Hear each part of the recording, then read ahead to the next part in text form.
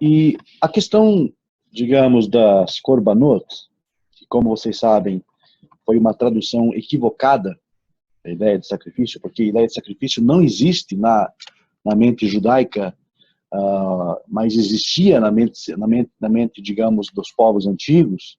Tá? Isso se reveste de um novo sentido para os antigos israelitas, para os antigos hebreus, para os patriarcas, né? A ideia de aproximação, de korban. Korban vem de uma raiz, lehakriv, que seria chegar perto, aproximar-se da divindade, e vocês já sabem o porquê que isso aconteceu. Né? Quem puder revisar então a temática da aula passada, vocês vão perceber por que o homem sentiu a necessidade de oferecer korban, sentiu a necessidade de se expressar dessa forma diante do seu Deus. Né? E nós vimos inclusive a origem da ideia, como ela se inicia, e a alusão que a Torá faz lá em Gênesis 3:7 a esse evento. Como um marco, por assim dizer, né? Para que então os sacrifícios, as ofertas fossem oferecidas, fossem trazidas. Mas eu quero que vocês percebam um detalhe muito, muito, muito importante, que é o seguinte, gente. Isso não foi necessariamente uma mitzvah, um mandamento divino. Isso foi uma percepção do homem. E lá pelo Gênesis 3:7 você vai perceber isso. Vocês devem lembrar da expressão aletená, que é folha de figueira, e que, digamos, alude à ideia de fazer subir os instintos, elevar os instintos, elevar os desejos. Então, nessa concepção, nasce no homem, por assim dizer, flui na mente humana a necessidade de elevar o seu instinto. Só que essa elevação de instinto, elevação de desejo, quando digo isso, elevar, significa depurar, significa purificar, significa aproximar mais de Deus essas nossas tendências naturais, refinar essas tendências naturais. Esse refino, essa necessidade de refino, de purificação, de elevação desses instintos, desses desejos, fez com que nascesse no homem a ideia de korban, de sacrifício, oferta, como vocês queiram. E aí então, nós vemos lá Abel, tanto quanto personagem, né, a nível pshat, a nível superficial da Torá, nós vemos ele oferecendo uma korban, um animal, e aí depois nós vemos os patriarcas indo pelo mesmo caminho, oferecendo, trazendo os animais, as suas ofertas, etc, etc. E isso nasce como uma reflexão, nasce como uma introspecção do homem, no momento em que ele se percebe nu, no sentido de que a sua astúcia, ele percebe que a sua astúcia prevaleceu sobre o seu racional, sobre a sua razão. E ele foge de Deus, no Éden, vocês lembram disso, pelo fato de que, veja, não é Deus que foge do homem, é o homem que foge de Deus e se esconde, digamos, entre as árvores do jardim, na metáfora do Éden, porque ele se sente envergonhado, primeiramente pelo fato de ter transgredido um mandamento divino, né? Não comer do fruto da árvore do conhecimento do bem e do mal, e pelo fato de que ele se apercebe nu, no sentido de que a sua astúcia, essa nudez, refere-se à astúcia recém-descoberta, refere-se, digamos, a uma força recém-descoberta chamada conhecimento do bem e do mal, e que ele percebe que ele não consegue controlar isso. A coisa saiu do controle. Pelo fato da coisa ter saído do controle, ele foge. Com medo de Deus. Vergonha. É um misto de medo e vergonha. E aí, então, numa reflexão interna, o homem, o Adam, o ser humano, acaba percebendo que existe uma necessidade de elevação dos seus instintos. Porque ele percebeu até onde ele foi. Ele percebeu até onde ele pôde ir. Ele percebeu até onde, e também já não escapava mais a ideia dele até onde ele poderia chegar também com essa nova força. Com essa nova força que se chama conhecimento do bem e do mal. E ele ficou com medo. Medo dessa força. Medo de não poder controlar essa força. Então, ele cria um sistema em sua mente. Elevação dos instintos. Isso é necessário.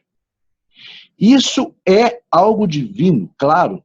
Isso é algo divino em nós, porque, em fim de contas, a nossa razão, a nossa inteligência, o nosso intelecto é algo dado pelo Criador para que nós possamos usar da melhor maneira possível, claro. Então, o conceito em si de elevação de instintos, elevação dos desejos, é um conceito divino. É aquilo que Deus espera do homem. Agora, como que o homem, de certa forma, ele materializa essa ideia? Como que o homem materializa essa noção, esse conceito? Ele materializa oferecendo um animal. Mas por que logo o animal? Porque o animal representa o nosso animal, o nosso eu animal, o nosso instinto, que precisa ser elevado, revisando aqui a questão da aula anterior. E o homem queima então o animal no olá, que é a ideia do sacrifício, do holocausto em si, e a fumaça sobe, o cheiro, o odor da carne sobe, e essa ideia do cheiro, da fumaça e do animal queimando no holocausto representa então não exatamente a necessária mortificação dos instintos, mortificação dos desejos, mas sim a sua elevação. Lembrando que o mesmo termo que dá folha no hebraico é o termo que também corresponde a olá, ao holocausto na língua hebraica. E tená, a palavra que dá figo, também é a mesma palavra que tem a ver com instinto ou desejo. Então, nós temos agora uma boa perspectiva de como tudo começou. Qual a origem dessas coisas. E por que os antigos patriarcas, e o antigo Israel, ele também se servia dessa noção de sacrifícios, de holocaustos, assim como as nações serviam dessas noções, e praticavam os mesmos atos, porém com intenções diferentes. Vejam vocês. E eu quero aqui também ressaltar o seguinte. Talvez surja na mente de vocês a seguinte ideia. Mas se os antigos israelitas, se os antigos hebreus faziam essas ofertas, animais, esses sacrifícios cruentos, que eles chamavam de korbanot, e se as nações pagãs também faziam o mesmo, sacrificando animais, né, etc., qual seria a diferença? Não seria isso, porventura, um rito pagão? Não seria porventura, essa forma de culto, de serviço divino prestado pelos antigos patriarcas, pelos antigos israelitas, uma concepção de origem pagã? Talvez essa questão surja. Talvez já tenha surgido na mente de vocês, que estudam a Torá, talvez já tenha sido questionado isso também diante de vocês. Talvez alguém, um cético, um ateu, ou alguém que, digamos, não acredita na Torá, não conhece a Torá, tenha chamado a atenção de vocês para esse ponto. E é um ponto muito válido, é importante que se determine aqui que isso é algo muito válido. Esse questionamento é interessante. Nós não podemos de forma alguma rejeitar uma argumentação pelo fato de não concordarmos com ela. Nós não concordamos, obviamente, que as ofertas prestadas pelos israelitas e pelos antigos patriarcas sejam na mesma linha que as nações faziam, né? Por motivos que nós vamos ver agora, ou rever agora. Primeiro motivo.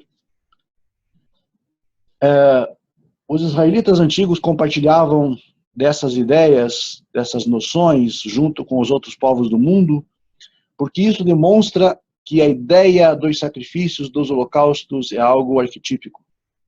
Ou seja, é algo que está presente no inconsciente da humanidade desde os tempos mais antigos. Então, o simples fato de ser algo corriqueiro, comum na sociedade do antigo Médio Oriente, é algo que denota uma ideia arquetípica, ou seja, que todas as nações tinham essa mesma noção. E isso comprova também a origem única dessas nações, a origem singular de todas as nações. Isso, na verdade, não é um argumento contra a Torá, muito pelo contrário, é um argumento a favor. Porém, a forma como as nações conduziam esses serviços de holocaustos e de sacrifícios, vocês percebem que é uma forma totalmente distorcida. Por quê? Porque havia, primeiramente, a ideia da idolatria. Eles faziam aqueles serviços em devoção aos seus deuses, aos seus ídolos. Eles faziam aqueles serviços, no caso, oferecendo esses animais e o seu sangue neste culto hediondo aos seus falsos deuses, aos seus ídolos, que é algo extremamente bestial, é algo extremamente abominável, é algo, no mínimo, antirracional.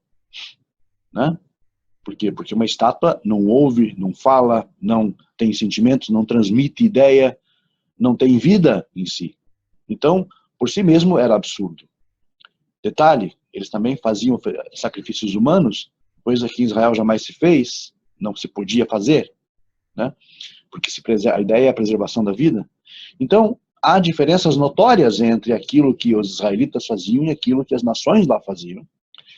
Embora o conceito que jaz, né, o conceito adjacente a essa ideia, seja universal. Então, é muito importante saber separar o que é paganismo. Se nós falarmos que os sacrifícios dos judeus, dos israelitas, é paganismo, nós estamos enxergando tudo sob uma única ótica. Não estamos considerando as peculiaridades e as particularidades de cada caso. Então, não se aplica aqui. Nós não temos aqui algo pagão, por assim dizer, pelo simples fato de que os atos são idênticos ou quase parecidos, semelhantes aos que se praticavam no mundo à volta da sociedade israelita.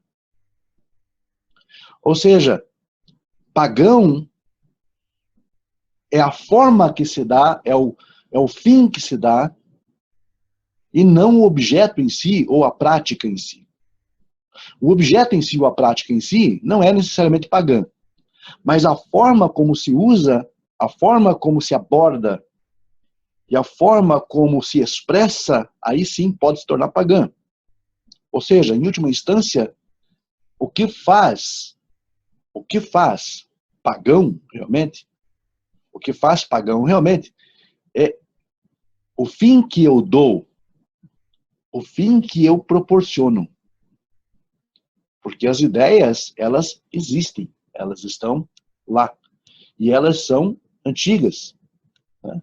Mas isso mostra exatamente uma realidade. Isso mostra uma realidade, né? De que, na verdade, nós temos essa noção, essa ideia, porém, no âmbito israelita, o que nós percebemos é uma depuração, é uma purificação desses conceitos, né? Ou seja, algo diverso daquilo que nós percebemos no mundo daquela época, daqueles dias. Ou seja, repetindo então, pagão é a forma que você dá, é o uso que você faz. Então, muito importante para que a gente possa entender, saber separar isso, uma coisa da outra. Tá? Estritamente nesse caso, eu estou me direcionando em relação a vocês, em relação, digamos, a essas concepções que podem, eventualmente, serem distorcidas por aí. Tá ok? Enfim, é isso. Vamos em frente, então, porque temos realmente muita coisa ainda a dizer por aqui. Muito bem.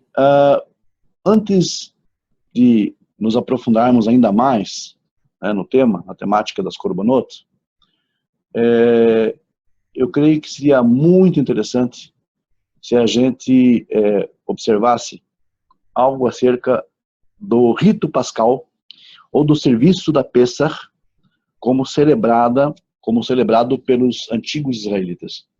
Nós já vimos na aula passada sobre a questão do local dos sacrifícios, né? Que antes parecia ser, digamos, qualquer lugar. Depois, com a lei judaica, com a lei dada por Moisés, passou a ser um único lugar, né? Passou a ser um único lugar. Então, o que acontece? Nós percebemos que há uma série de fatores a serem considerados.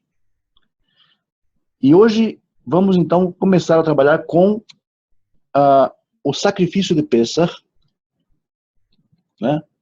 Sobre a forma como se apresenta em termos bíblicos. Muito bem.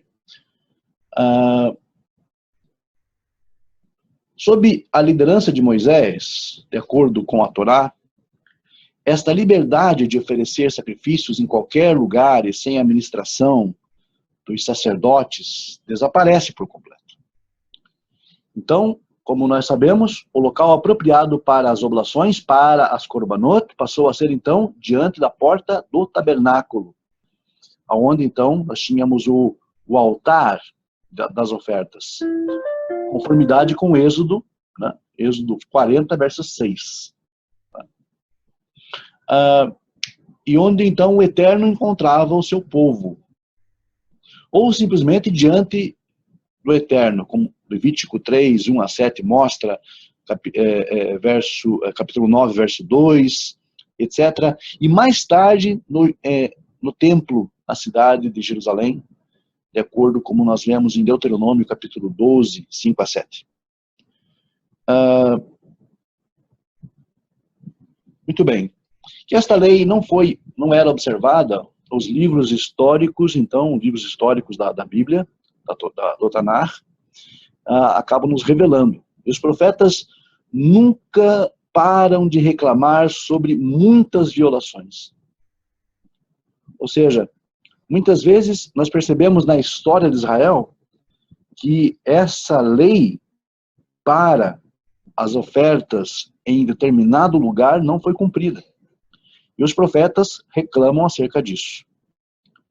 O livro de Josué, especificamente no capítulo 24, verso 14, presume que enquanto os hebreus estavam no Egito, eles tinham se tornado idólatras.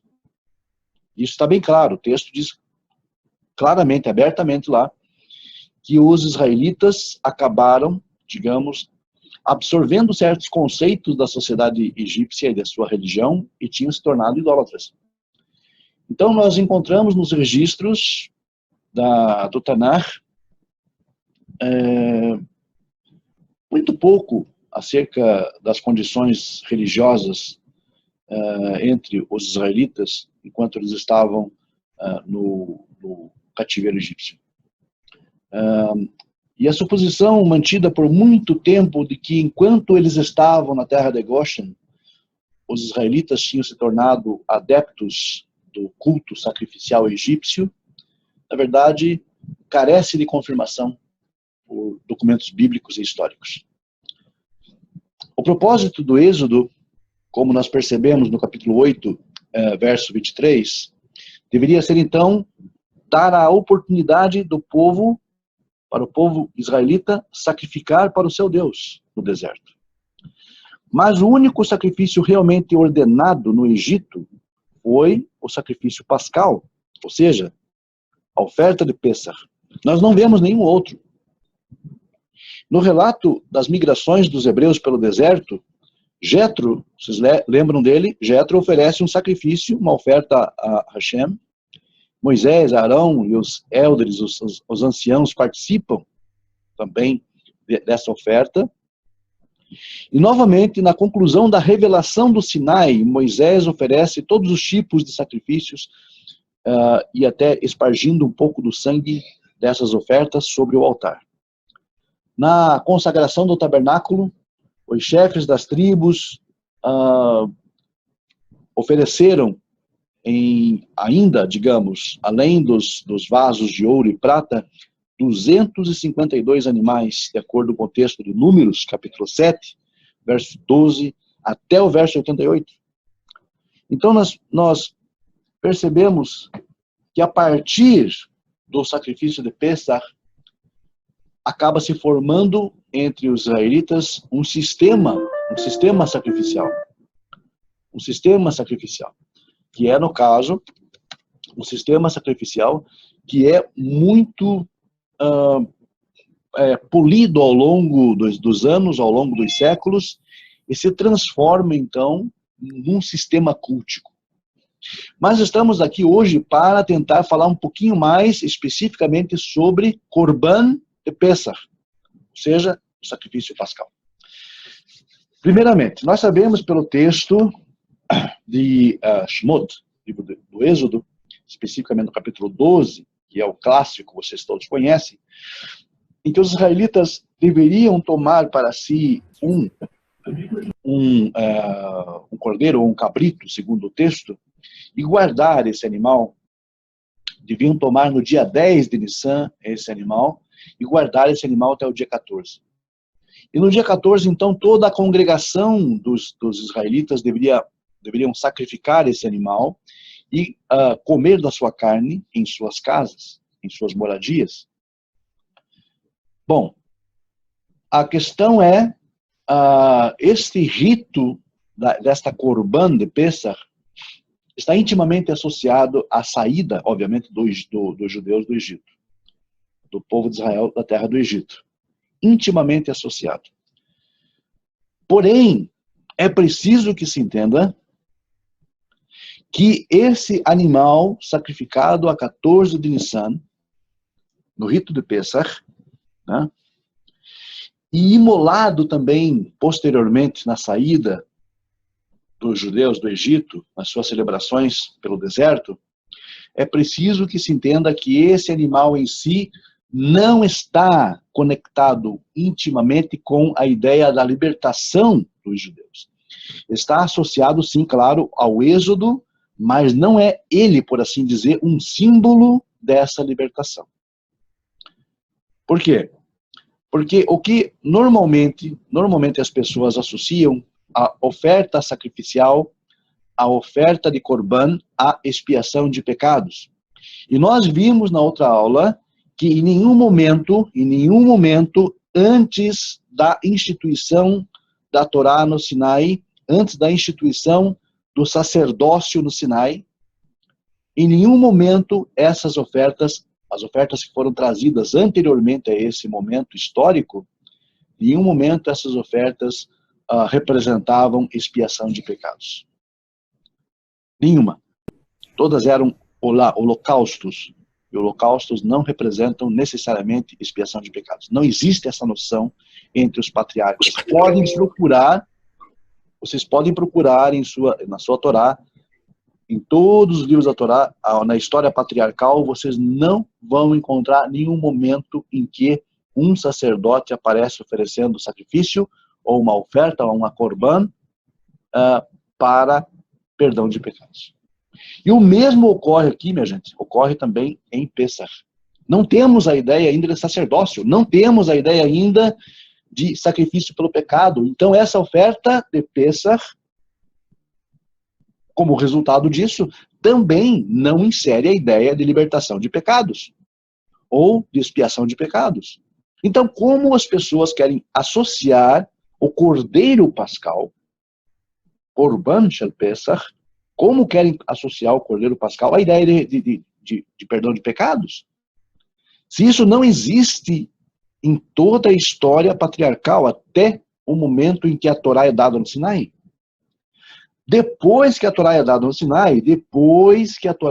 Sinai, que há a instituição do sacerdócio, aí então nasce a concepção de expiação de pecados e ofertas com essa finalidade. Aí nós vamos passar a ver, mas não antes. E mesmo assim, Corban Shel Pessah, a oferta de Pêssar continua ainda sob o rito levítico, ainda sob o rito sacerdotal israelita, continua não valendo como expiação de pecados. Por óbvios motivos. Mas precisamos, então, analisar primeiramente qual era a função, ou qual era a ideia por trás, a ideia adjacente, por trás desse cordeiro sacrificado em Pêssar. Muito bem. E para isso, óbvio, nós vamos recorrer à própria Torá e à tradição para ver o que ela nos ensina. Então vejam bem, eu vou compartilhar com vocês, a minha tela, para que vocês possam seguir aqui comigo, né, o texto que eu tenho em mãos, certo? Vamos ver aqui, ok, muito bem. Gente, é o seguinte, o que aparece na tela de vocês agora é Shulchan Aruch Orach Chaim 430, semana 431. E nós temos então aqui o seguinte: o Shabat antes de Pêssar é chamado o Grande Shabat, em hebraico Shabat Hagadol, por conta do grande milagre que aconteceu naquele dia. Vejam bem, o sacrifício de Pêssar no Egito foi adquirido no 10º dia, e nesse ano, o êxodo do Egito ocorreu no 15º dia, como é relatado em Shabat 87a. Isso é um tratado do Talmud. Isto significa que o Shabat antes de Pêssar ocorreu no 10º dia, e cada um tomou um cordeiro para o seu sacrifício de Pêssar e amarrou-o à perna da sua cama. Os egípcios perguntaram: o que vocês estão fazendo? E eles responderam: o santo bendito seja, nos ordenou que oferecêssemos a ele um sacrifício. Ora, olha só agora o que está escrito aqui, gente, o que está grifado. Ora, os egípcios adoravam o cordeiro. E isso fez com que eles ficassem com muita raiva, mas eles permaneceram em silêncio.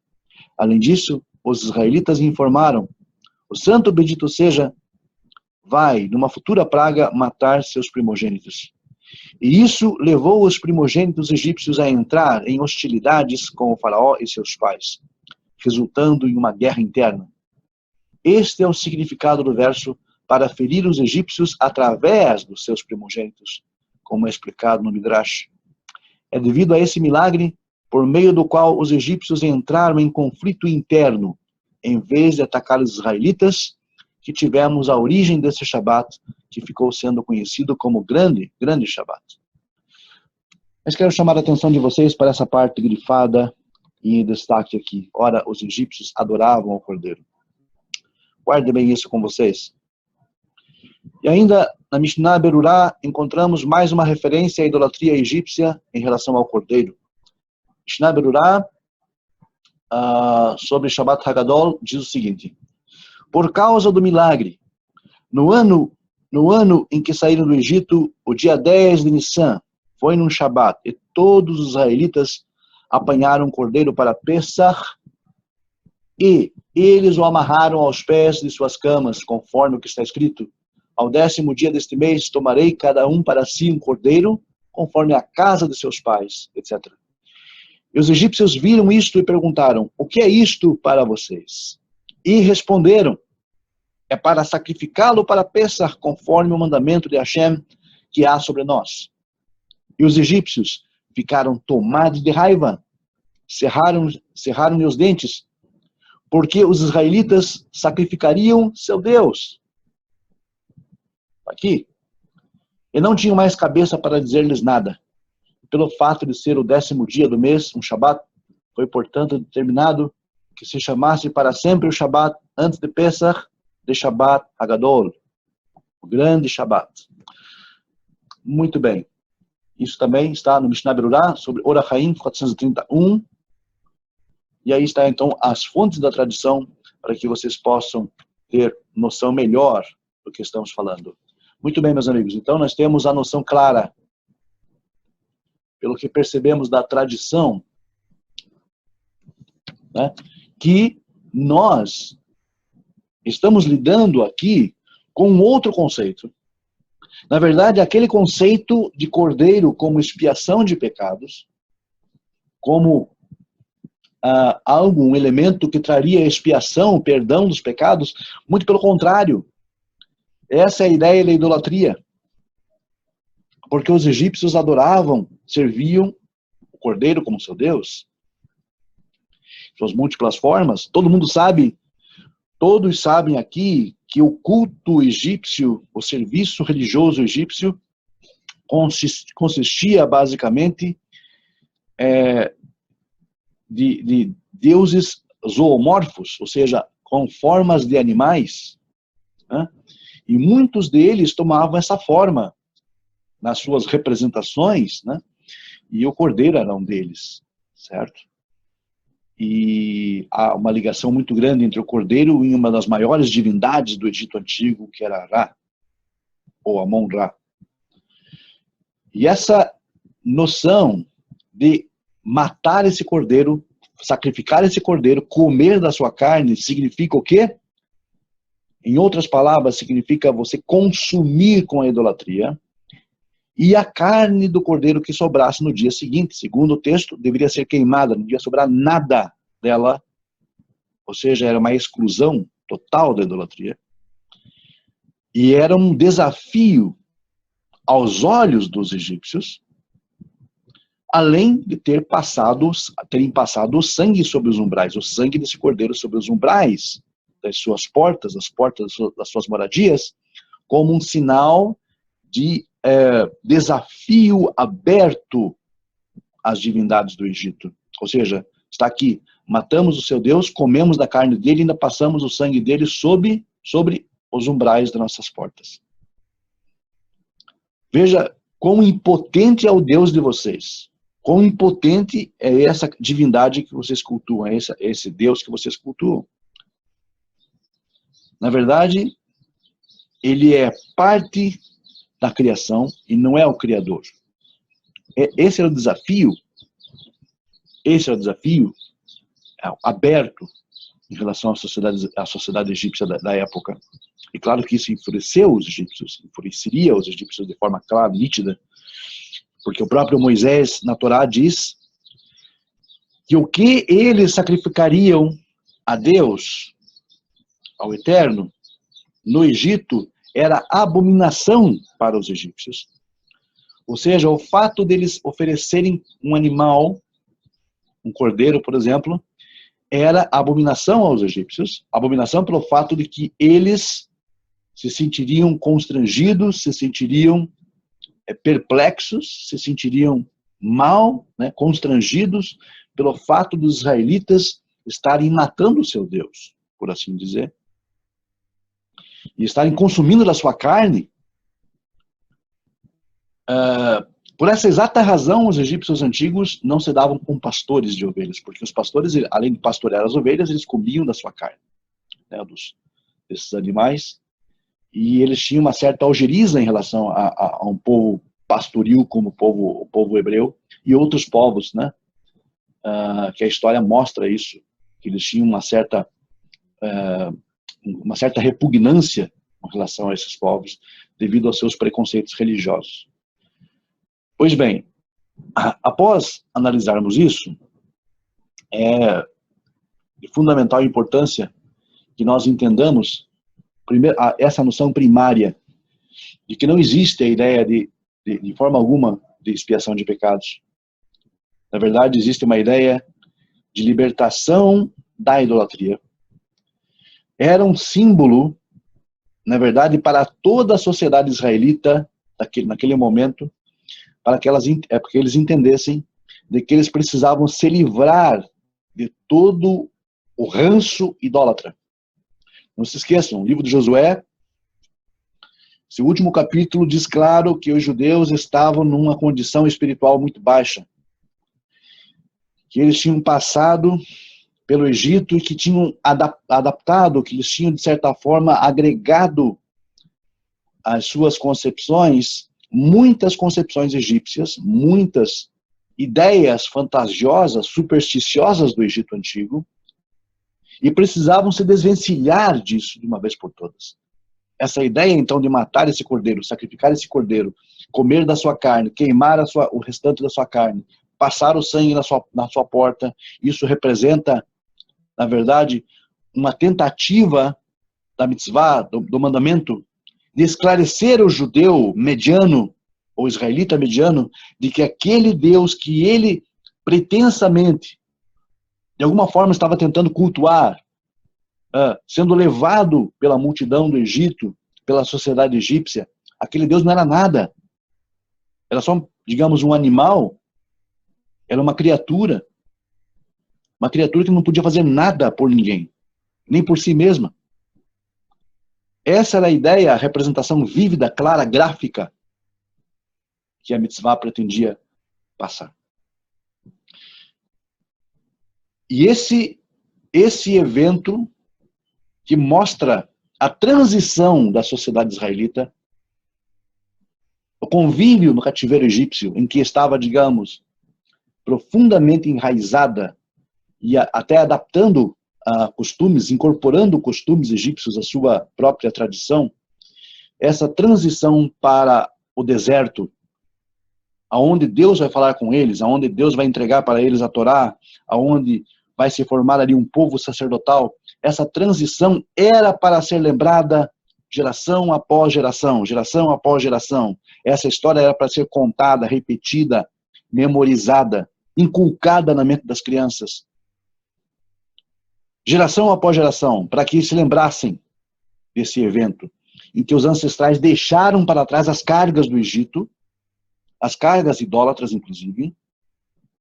Esse compromisso, Corban de Pesach, é um compromisso assumido pelo povo israelita quando saiu do Egito, na sua transição para o deserto. Um compromisso da aliança. É o primeiro compromisso da aliança. Desvencilhar-se da idolatria. Você não pode encher um copo de água limpa se o copo está até a boca com água suja. Essa era a ideia. Então tira tudo isso, tira essa carga, e lá no deserto, então, você vai receber a Torá. Você não pode receber a Torá se você estiver com cargas, se você estiver com bagagem nas costas. Não tem como. Primeiro, livrar-se do ranço idólatra e das falsas percepções, das fantasias da idolatria, das falsas imagens que a idolatria cria, ou impressões que a idolatria cria em sua mente. Se desvencilhe de todo tipo de resquício e ranço idólatra. E aí, então, você recebe a Torá no deserto. Essa era a ideia. Essa era a mitzvah. Esse era o mandamento. Desafie a idolatria. Coloque ela em xeque. Mas, antes de limpar, por assim dizer, a casa alheia, que nós, hipoteticamente, antes de limpar a casa alheia, nós devemos limpar a própria casa. E essa ideia de limpar a própria casa era Pesach, era Corban Pesach. Daí criou-se a ideia, a noção de limpar a casa, tirar seu levedo, o fermento da casa. Porque antes de você olhar a casa do vizinho, você deve olhar a sua própria. Essa é a lição. Então, livrar-se do resquício da idolatria, de toda a imagem idólatra supersticiosa, de toda a noção, conceito, porque idolatria não é apenas o físico, não é apenas você ter um pedaço de gesso em tua casa, um pedaço de pau, de madeira ou de pedra no formato de um deus. Idolatria é o que se passa pela cabeça e pela mente humana,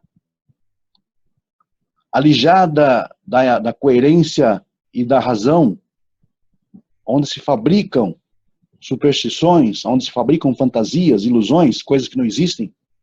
E a Torá não quer que você paute a sua vida em relação àquilo que não existe, em relação à fantasia, em relação a falsas concepções. A Torá quer que você viva a sua vida de forma plena, coerente, sensata, racional.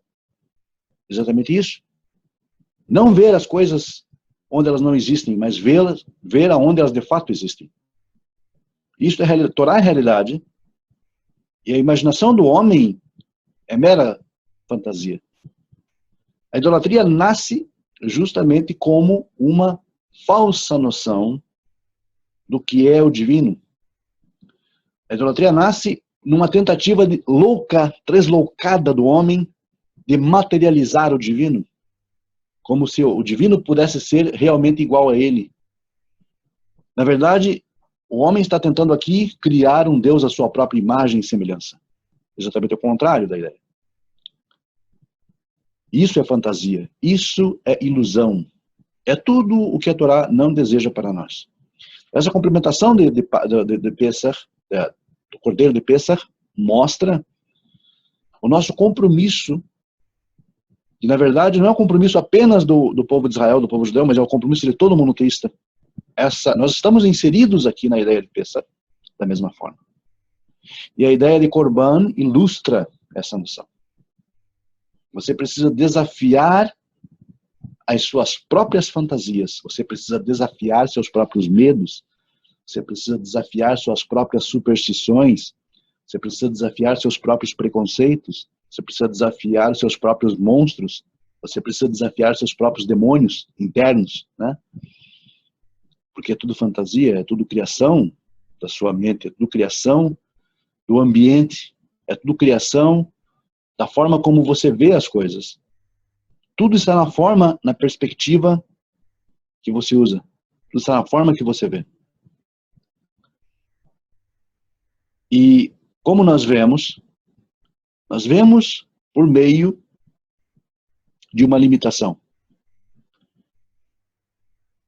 E se nós enfatizarmos aqui os sentidos, nós vamos ficar eternamente presos na idolatria. Nós não precisamos ver nesse sentido físico, de interação com o meio, porque esse é um meio enganoso. Enganosos são os olhos, enganoso é o coração do homem, diz a Torá. Ou seja, o homem não deve ir em conformidade com aquilo que ele vê após os seus olhos, nem em conformidade com aquilo que ele sente, o coração. Não andeis em conformidade com os vossos olhos ou com os vossos corações, a Torá diz claramente. Porque a Torá sabe que nós somos sensíveis a isso. Nós somos sensíveis às emoções, somos sensíveis àquilo que percebemos do meio. Mas nós devemos levar toda essa informação para um centro de juízo, de julgamento. Chama-se razão, bom senso. E é exatamente aqui, nesse momento histórico do povo judeu, em que se oferecia o Corban de Pesach, que os judeus deveriam então chamar a juízo tudo aquilo que eles experimentaram no Egito, percebendo que não era nada, absolutamente nada, que era só uma ilusão, uma fantasia, e que a realidade não estava ali, estava do outro lado. A realidade chamava o deserto, onde Deus ia entrar, digamos, em juízo com eles, face a face, e aonde ia fazê-los passar pelo vínculo da aliança, pelo vínculo estreito da aliança, entregar-lhes a Torá como um manual de vida para eles.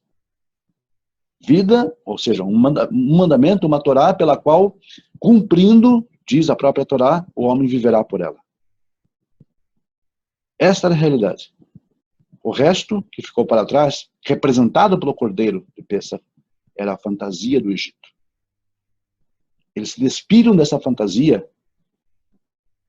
e se vestiram de realidade. Esta é a lição da Pesach e de Corban, do Corban de Pesach, que nós teremos a apresentar nesse momento. E vamos então, na sequência, abrir aí a oportunidade para que vocês possam se expressar.